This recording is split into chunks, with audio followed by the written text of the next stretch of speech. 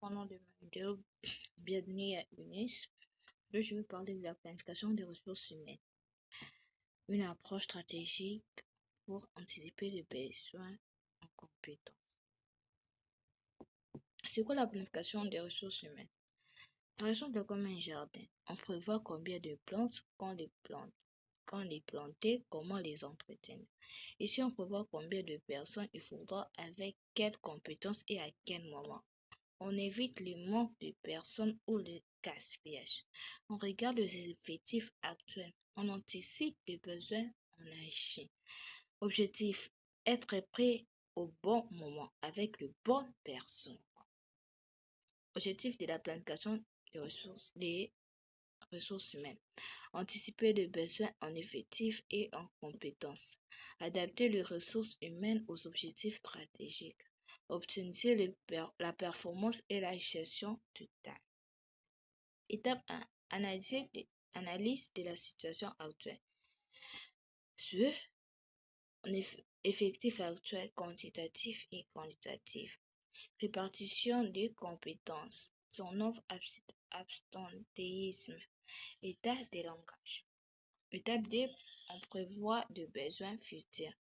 Besoins quantitatifs, combien de personnes, besoins qualitatifs, quelles compétences, facteurs externes, marché, technologie, législation.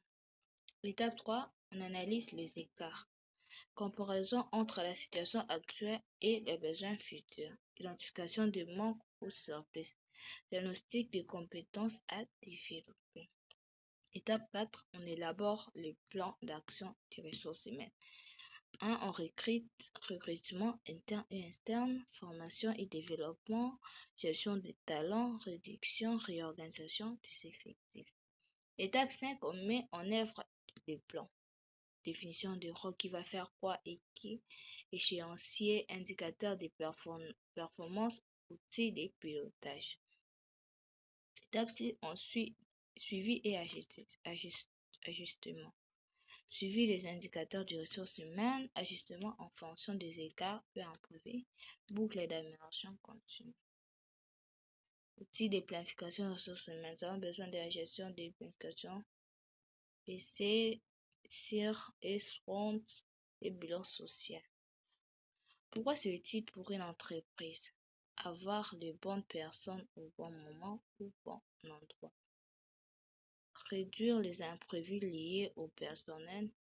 Faire les économies sur les recrutements, améliorer l'organisation et la productivité, assurer le succès du projet de l'entreprise.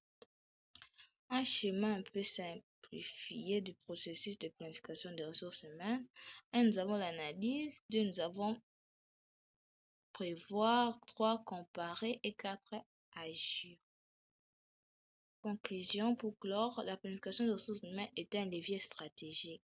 Elle permet d'anticiper, d'organiser et de réussir. Elle favorise un climat de travail sain et productif. Elle aide à mieux gérer les compétences et le talent. C'est un investissement pour l'avenir de l'entreprise. Comprendre l'application des ressources humaines simplement.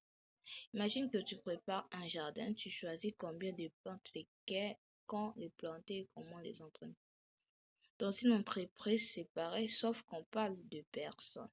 La planification des ressources humaines, c'est prévoir combien de personnes on aura besoin, quelle est la compétence devront-elles avoir, quand faudra-t-il les recruter ou former. L'objectif, c'est avoir les bonnes personnes au bon moment et au bon moment. Merci. Si ma vidéo vous a plu, n'hésitez pas à vous poser des questions.